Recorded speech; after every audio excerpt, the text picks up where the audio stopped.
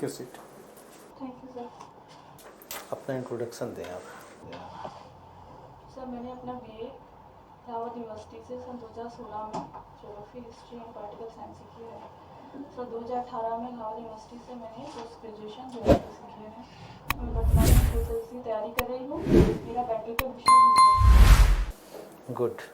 भूगोल आपका वैकल्पिक विषय है। जी सर। श्रीलंका क्राइसिस क्या चल रहा है अभी? सर वहाँ की कुछ आर्थिक नीतियाँ हैं सर, कोविड की वजह से वहाँ कुछ संकट हुआ है, तो वहाँ की इकॉनमी क्रैश हो गई है। सर वहाँ कुछ जैसे जैविक कृषि को लागू करना, रासायनिक खेती को पूर्णतः निर्भर कर दिया गया, तो सर उसका उत्पादन घट गया, जिससे जो अनाज है, गेहूँ है, उसका मूल्य बढ़ गया। और सर वहाँ की जो अर्थव्यवस्था है वो पर्यटन पे ज़्यादातर केंद्रित है, तो कोविड की वजह से वहाँ का जो पर्यटन और बस उद्योग है वो काफ़ी कम हो गया। तो उसका सर जो और सर फ्यूल जो है, ईंधन है, उससे उसका गैस रिजर्व घट गया। इस सारी समस्याओं की वजह से कुछ धर्म का भी एंगल है क्या उसमें? कुछ आपस में धार्मिक सांप्रदायिक टकराव, इससे भी कुछ दिक्कत आई क्या? नहीं सर, वो तो सर काफ़ी पुराना है। सिंघली और तमिल की समस्या थी सर। अभी वैसी कोई समस्या नहीं थी सर ठीक, जो सिंघल और जो तमिल है वो अल्पसंख्यक हैं, उनके अधिकारों का हनन किया गया है। लेकिन सर मैं अभी इसके भारत को क्या सीखना चाहिए इससे? जैसे भारत को जो किसी एक स्रोत पर डिपेंडेंसी नहीं होनी चाहिए। हमारा उद्योग है, हमें विविधतापूर्ण स्रोतों को अपनाना चाहिए, और हमें सर कोई भी योजनाएं बड़े स्तर पर लागू नहीं करनी चाहिए। पायलट प्रोजेक्ट के रूप में धीमे छोटे स्तर पे उस आधार पर लागू करनी चाहिए। हमें सर जो नीतियां हैं वो जनता के हितों के अनुकूल बनानी चाहिए। उन्हें लोग लुभावन नीतियां नहीं बनानी चाहिए। और सर जो GDP रेशियो है उसका भी एक अनुपात होना चाहिए। किसी एक महिला पॉलिटिशियन, किसी एक महिला स्पोर्ट्समैन और किसी एक महिला ब्यूरोक्रेट का नाम बताइए। सब पॉलिटिशियन में निर्मला सीतारमण श्रीमती, और स्पोर्ट्समैन में मीराबाई चानू, सब ब्यूरोक्रेट्स में चांदनी सिंह। अच्छा, ये कौन है चांदनी सिंह? सर मेरे डिस्ट्रिक्ट की अभी डिस्ट्रिक्ट मजिस्ट्रेट। और मीराबाई चानू, उनका क्या योगदान है? सभी ओलंपिक में उन्होंने रजत पदक जीता है। गुड। और निर्मला सीतारमण जी का क्या योगदान? वो अभी हमारे वर्तमान की वित्त मंत्री हैं। वित्त मंत्री जी। और कोई योगदान है उनका? सर हाँ, उन्होंने हमारी इकोनॉमी में काफ़ी पॉजिटिव चेंज लाई है। महिलाओं के लिए काफ़ी योजनाएं लागू की हैं। अभी तो GST लगा दिए किताब, कॉपी, खाने के छोटे आइटम पर। जी सर। फिर क्या अच्छा काम किया? सर उसका भी कोई लॉन्ग टर्म दृष्टिकोण होगा, जो इकोनॉमी है हमारी, महंगाई मतलब उसमें उसको पॉजिटिव रखने के लिए। सर महंगाई बढ़े इसके लिए नहीं सर, कोई दीर्घकालिक दृष्टिकोण होगा उसको बढ़ाने के लिए। दीर्घकालिक सर पैकेज्ड फूड पे है, तो ज़्यादातर ये है कि जो उच्च वर्गीय लोग हैं उन्हीं पर प्रभाव पड़ेगा। अच्छा, आज़ादी का अमृत महोत्सव हम लोग मना रहे हैं। जी सर। जोर शोर से मना रहे हैं। जी सर। इसका फायदा क्या होगा?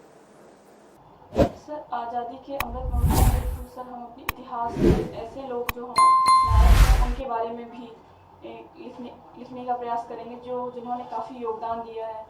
और सर सांस्कृतिक कार्यक्रम को बढ़ावा देना, जो हमारी उपलब्धियां हैं उन पर ध्यान देना सर, जो और हमारी चुनौतियां आई हैं 75 सालों में उन पर ध्यान देना सर। बहुत सारे ऐसे क्षेत्र हैं जो हमने उपलब्धियां की, जो आगे आने वाली चुनौतियां हैं उसके आधार पर एक विश्लेषण करना। सर को बताइए, प्रियम्बल का विजन क्या है, उसका दर्शन क्या है? जो लोक कल्याण प्रणाली, सामाजिक आर्थिक न्याय, समानता, क्षेत्रीय समानता। तो प्रियम्बल संविधान का हिस्सा है या नहीं है?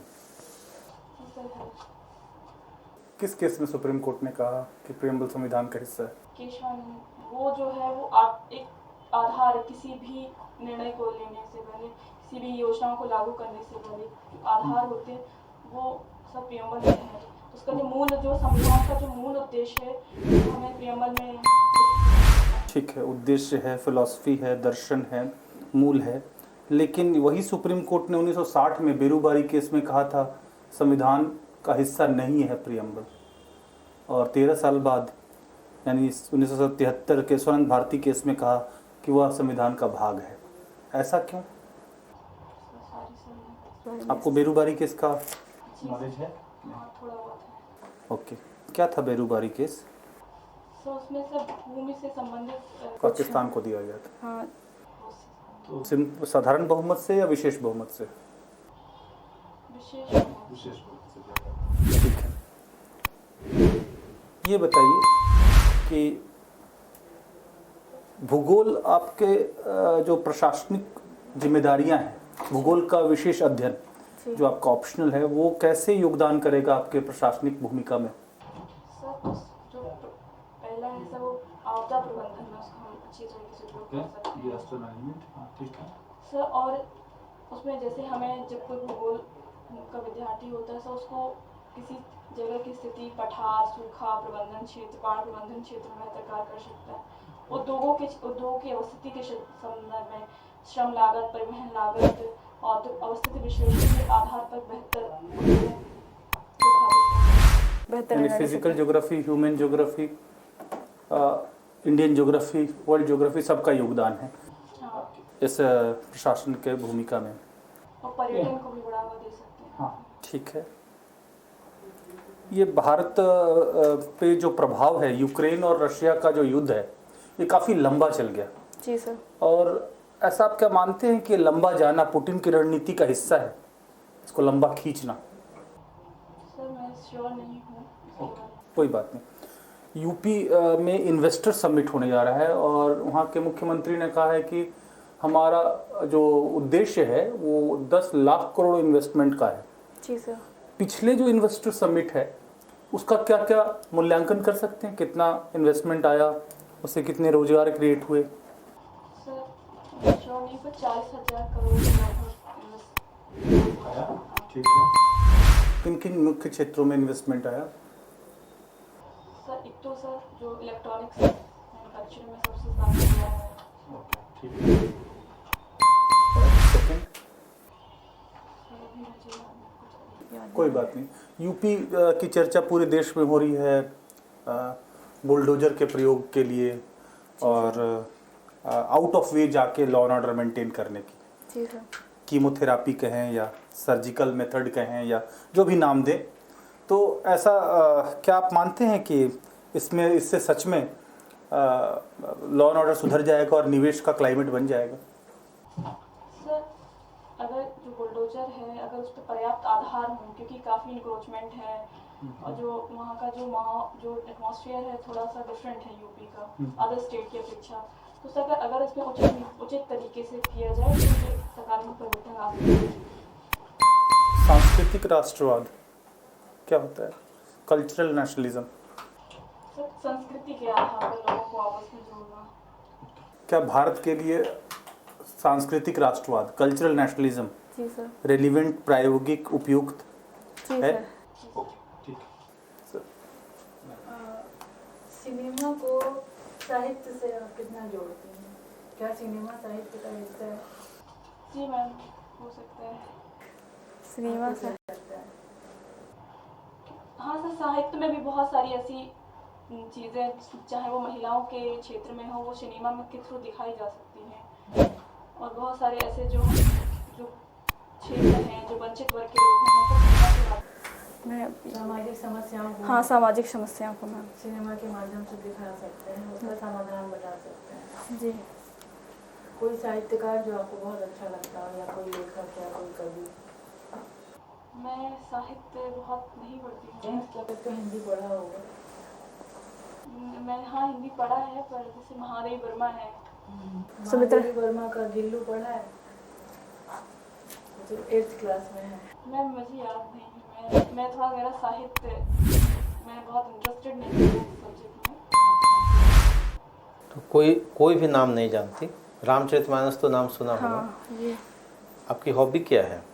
सर ट्रैवलिंग है। कहाँ आप ट्रैवल किया आपने? चित्रकूट गई हूँ मैं, सारनाथ गई हूँ, आगरा भी गई हूँ। चित्रकूट किस लिए जाना जाता है? भगवान राम के लिए सर, उन्होंने कुछ दिन वहाँ निवास किया था। कुछ दिन मतलब 14 वर्ष जब उनका वनवास हुआ था, उस दौरान उन्होंने कुछ वर्ष निवास किया कितने था। शायद 11 वर्ष, सॉरी सर। 11 वर्ष से अधिक है ना, जी सर। वहाँ निवास किया था चित्रकूट में। गुड। और कहाँ घूमी हैं आप, कहाँ ट्रेवल किया है? मैंने दिल्ली में किया है, और इलाहाबाद में, बनारस में, और मैं बहुत ज़्यादा जगह नहीं गई हूँ, पर हाँ थोड़ा धार्मिक, जैसे पेरेंट के साथ धार्मिक पर्यटन जैसे। अच्छा। धर्म बड़ा है या रोटी? रोटी रोटी। जब हाँ। भूख वो पर्सन टू पर्सन डिपेंड करता है। जब आपका पेट भरा होता है तो धर्म को ज़्यादा महत्व दी जाती है, लेकिन वास्तव में रोटी ही सबसे ज़्यादा है। वर्तमान केंद्रीय सरकार को कुछ सजेशन देना चाहेंगी आप, कुछ सलाह कि इस दिशा में काम हो तो ज़्यादा बेहतर है? सर मुझे लगता है तो सरकार बेहतर दिशा में काम कर रही है। योजनाओं बस हाँ योजनाओं के इम्प्लीमेंटेशन को थोड़ा सा और बेहतर तरीके से बनाया जा सकता है, और सब बाकी तो सब बेहतर कर रही है। हाँ फीडबैक सिस्टम ले सकते हैं हम, जो अंतिम लाभार्थी हैं उनके, ये सब बेस्ट ऑप्शन हो सकता है किसी भी योजनाओं को सही रूप में क्रियान्वित करने के लिए। Feedback system. धर्म शब्द का अर्थ क्या है? धारण करना सर, कर्तव्य पालन से भी होता है धर्म का अर्थ। Very good.